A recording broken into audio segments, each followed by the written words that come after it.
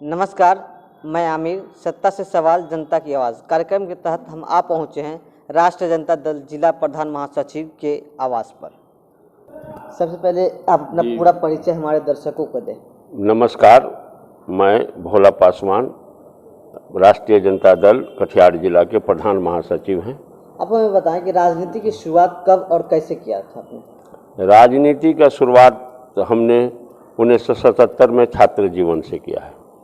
1977 में हम दर्शन शाह कॉलेज में छात्र के रूप में जब आए तो उस समय स्टूडेंट फेडरेशन ऑफ इंडिया के हम जनरल सेक्रेटरी कॉलेज के बनाए गए।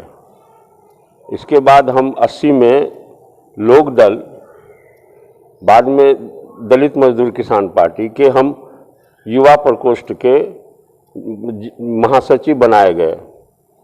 86 में हमारी सेवा हो गई, सरकारी सेवा में हम चले गए और सरकारी सेवा में 86 के में जाने के बावजूद हम जो सामाजिक संगठन है जिसका वाम सेफ नाम है, हम वाम सेफ के 90 से हम वाम सेफ के लगातार कटिहार जिला के अध्यक्ष रहे और ये सेवा से निवृत्त होने। और दूसरी बात है कि आप लोग को भी पता होगा कि हम ऐसा कोई चुनाव नहीं है, चाहे लोकसभा का चुनाव हो चाहे विधानसभा का चुनाव हो, हर चुनाव में हम बढ़ चढ़ करके समाजवादी विचारधारा के पक्ष में मतदान कराने का काम किया है। सरकारी सेवा में रहते हुए छुट्टी लेकर 15 दिन 20 दिन की छुट्टी लेकर के हम सरकारी सेवा में रहते हुए भी अपने लोगों के बीच में जा कर के समाजवादी विचारधारा के जो भी प्रत्याशी होते थे, जो सेकुलर विचारधारा के प्रत्याशी होते थे, हम उन लोगों को मदद किए हैं। ये हमेशा से। किस विधानसभा से आप प्रबल दावेदारी पेश कर रहे हैं? हम 63 कटिहार विधानसभा से अपनी दावेदारी पेश किए हैं। तो आखिर आप ही के पार्टी से और भी कई दावेदारी पेश कर रहे हैं? जी हाँ। आखिर क्यों? वजह है कि एक तो सबसे आपके माध्यम से हम ये बताना चाहते हैं कि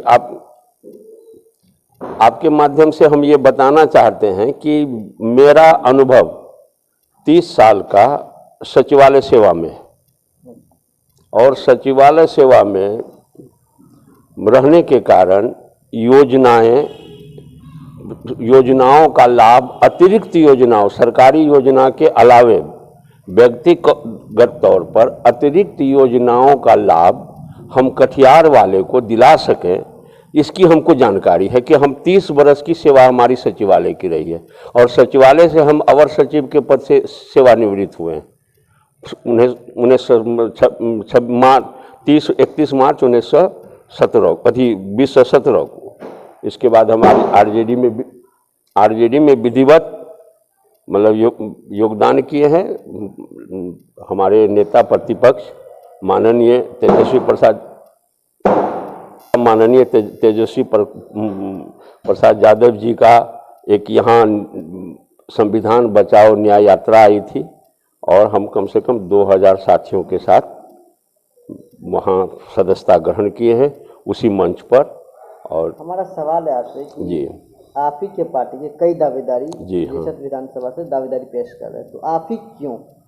मैंने बताया ना आपको कि हम सचिवालय सेवा से सेवानिवृत्त हुए हैं और वो जो योजनाओं का लाभ हम अपने कटिहार वासी को, कटिहार विधानसभा के लोगों के साथ साथ जिला के लोगों को मिले, इसके लिए हमने यहाँ कटिहार से मुख्यालय से सदर से दावेदारी किया है कि ताकि दूसरी बात ये मिथक भी, अगर मान लीजिए हमको अगर टिकट मेरा दल हमको योग्य समझ करके अगर टिकट देता है सामान्य सीट से, ये सामान्य सीट है, ये हम अनुसूचित जाति के कि हम उम्मीदवार हैं और सामान्य सीट में अगर ये सीमांचल में एक भी सीट अगर मिल जाती है किसी अनुसूचित जाति को, तो अनुसूचित अन्य विधानसभा सीटों से अनुसूचित जाति को गोलबंद करने में ज़्यादा दल का हित होगा ये। और दूसरी बात है, पहले से जो लोग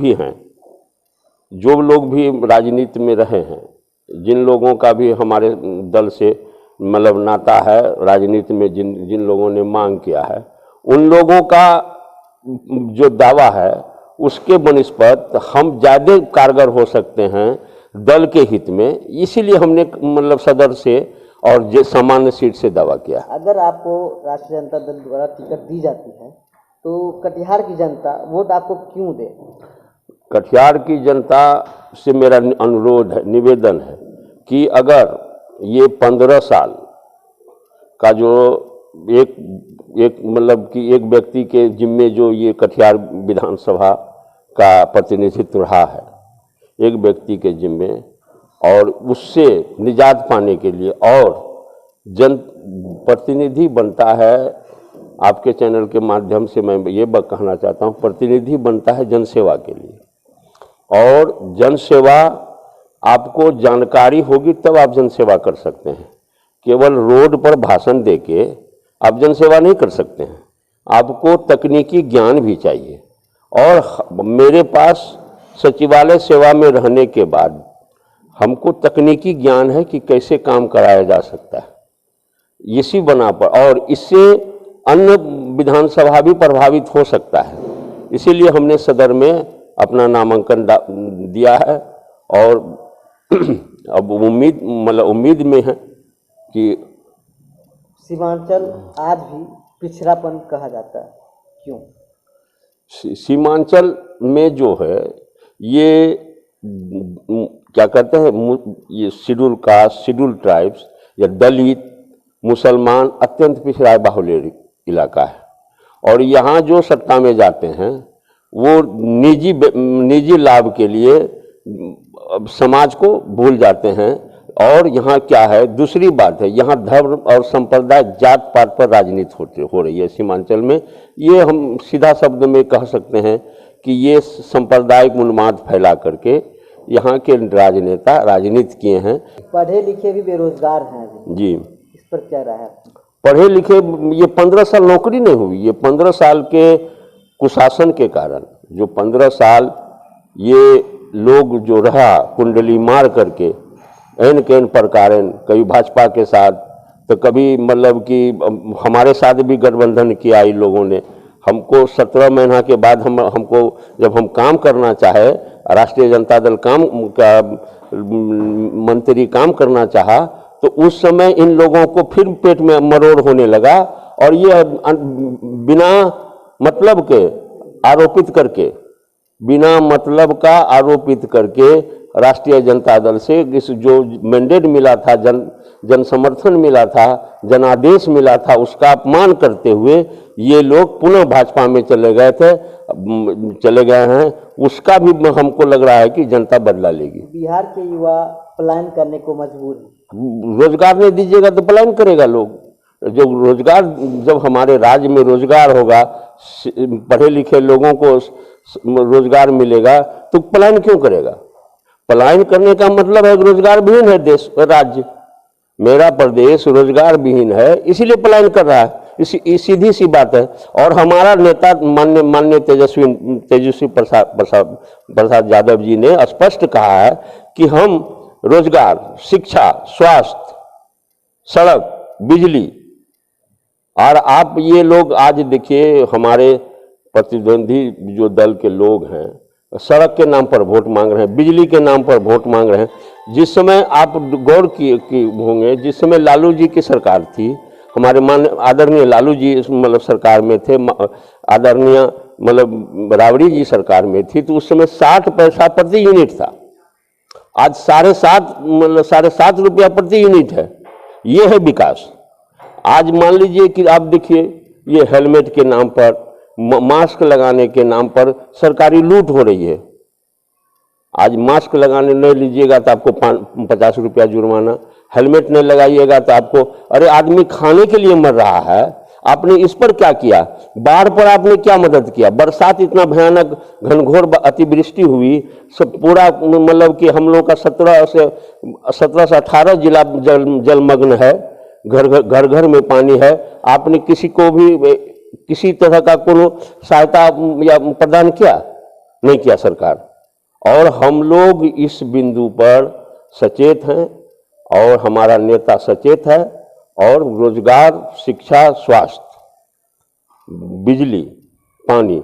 अब नल जल योजना 7 निश्चय में है, नीतीश जी का एकदम महत्वाकांक्षी योजना है। एक नल खोल के देख लीजिए, आप अपने शहर में घूमिए, आप अपने शहर में बताइए कि नल जल योजना कितना मतलब कि प्रभावी है। कहीं प्रभाव नहीं है, नल का है न जल का है, और आप खोलिएगा नल, पानी भी नहीं मिलेगा आपको। अगर हम किसान की बात करें जी, तो किसान के बारे में आपकी पार्टी क्या सोचती है? किसान, ये जो इस बार जो केंद्र सरकार बिल लाया है, ये पूर्णतः किसान विरोधी बिल है। कैसे? आप याद कीजिए कि ये एक बिल है जो किसान मतलब ये क्या कहते हैं, आवश्यक वस्तु अधिनियम संशोधन बिल, जो 2 नंबर पर है। आवश्यक वस्तु संशोधन अधिनियम के तहत इन्होंने ये खुले मार्केट को, बाजार को दे दिया। अब जब हम मंडी में जाएंगे तो हमको 6% कर के साथ हमको बेचना होगा, और वही चीज़ जब हम खुले बाजार में देंगे तो कर हमको नहीं देना है। अब आप बताइए, मंडी में सरकार रेट तय करेगी, ठीक उसके बगल में, ठीक उसके सामने या अगल बगल में निजी व्यापारी मतलब कि अनाज खरीदेगा, तो मंडी में हम लाइन लगाएंगे। मतलब कि आप देखे भी हैं कि लाइन लगा के किसान 3 दिन, 4 दिन, 5 दिन, 10 दिन तक बैठा रहता है, उसका माल नहीं बिका, और इधर हमको तुरंत मिल जाएगा। तो इधर हमको रेट 1100 है, लेकिन वहाँ मतलब मंडी में 1800 है, तो हम तुरंत दे करके भागना चाहेंगे। तो ये किसानों का शोषण है। दूसरा बात है कि हमारा अब कृषि का, जैसे हम खेत पर मेरा दाम तय कर लेगा पूंजीपति, खेत में, मेरे खेत में ही मेरा फसल देख करके वो दाम तय कर लेगा। इसके बाद उस बाजार रेट जो भी होगा हमको उसी दाम पर उसको देना होगा। ये किसानों का शोषण है। हम लोग, हमारी पार्टी इसके एक मतलब विरोध में है, और हम लोग यहाँ किसान के लिए मतलब कि एक मतलब नई योजना लाने का बात करेंगे, सरकार बनेंगे तो। बहुत बहुत धन्यवाद के टॉप न्यूज़ से रूबरू होने के लिए।